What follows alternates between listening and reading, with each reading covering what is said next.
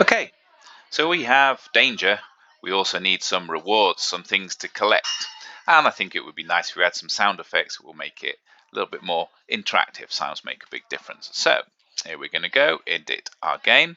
Let's start by adding some things to collect. I haven't got any of these so far in my library. Nope, nothing appropriate. So I'm going to go create. And I think we'll give this player stars to collect. So make sure I name the type star. Let's find something that looks good. Browse, menu. I'm using Flowlab sprites. Objects. There we go. There's a star. Great. Okay, so now we have a star. And we can place those around. Maybe we'll try and encourage people to go and get things, show them the way through. Or perhaps maybe we want to encourage them to do dangerous things that may or may not be a good idea. Okay, we'll put some stars at various points. That's enough for now, I think, to test it. Okay, so we have some stars. We made a mistake, or I made a mistake on the start, done editing, because now, at the moment, the player is going to bounce off those stars. So we need to edit it and go to physics and say is not solid. So now the player can go through them, but we do need to enable collisions. So we need to know when the player has touched them. So collision, when they've hit them, collided. So we're going to enable that. Okay, right. Now the stars should disappear, shouldn't they? Well, they don't stay there. So let's now also click on the star edit and let's change its behavior. So let's think about this. We need a trigger. When should the star disappear? When the player touches, hits it, collides with it. So we'll start with a collision. Okay, and what we're looking for is when the player collides with the star. Okay, and what do we want it to do? We want it to disappear. So in the component section, we have this destroyer. So now what we want to do is we want to join the player collision with the star to destroy. Let's check if that works. Yeah, the star disappears. Good.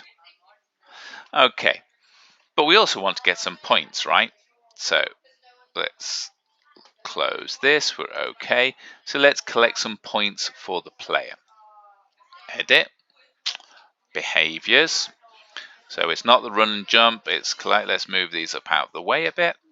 So what we want is when the player collides, so we're having a collision, what does they collide with? With the stars. Good, any of the stars. Okay, so we'll work a bit like the health. So we need a number, logic and math, number, where we will collect, what should we call this? This is going to be stars, the number of stars.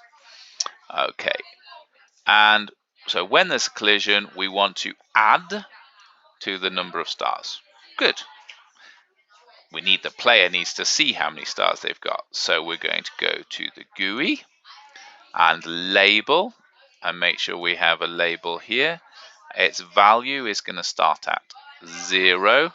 Let's have what's a good color? Like some kind of goldy kind of color maybe that that looks a bit like stars and reminds them that they've collected some good stuff. That looks good. Okay, so that's the number. And we're going to set the number to the value of this. So when this number of stars changes, it will change the label. Okay, we also need to tell the player what this is. So we'll have a label here and it's just going to say stars. And we want it in the same color as the other one. So okay and okay. Oh, they're a bit on top of the health. Let's move them over. So health is there. Let's put stars here. Okay, and let's check if it works. Okay, so here we have our player. Yeah, you can see the stars counter goes up. Nice. Oh, and then, oh, let's get, oh no, oh, my health 0. Oh, okay, that's working well. Silent though, isn't it? Let's add some noise, some sound to that, and we'll find out if my speaker is recording those sounds. Okay, so back into edit game, and we'll click on the player, edit, behaviors, and under components here, we have a sound option. So we're going to put that down here. Let's pick a sound. So if we click on it, we have choose sound.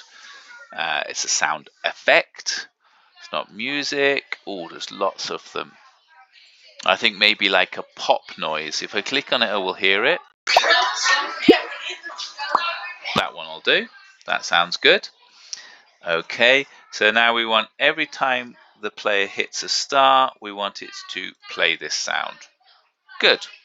I think we should have a sound for the damage as well, right? So we have that when we hurt ourselves. So let's add another sound.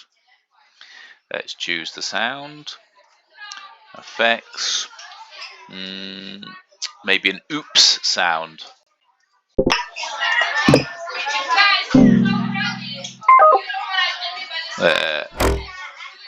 I quite like that one. Let's go with that one. Okay. Now we want to play that when, remember, this is the collision with the spike. So when the player hits a spike, we play that sound effect. Good. Let's test it.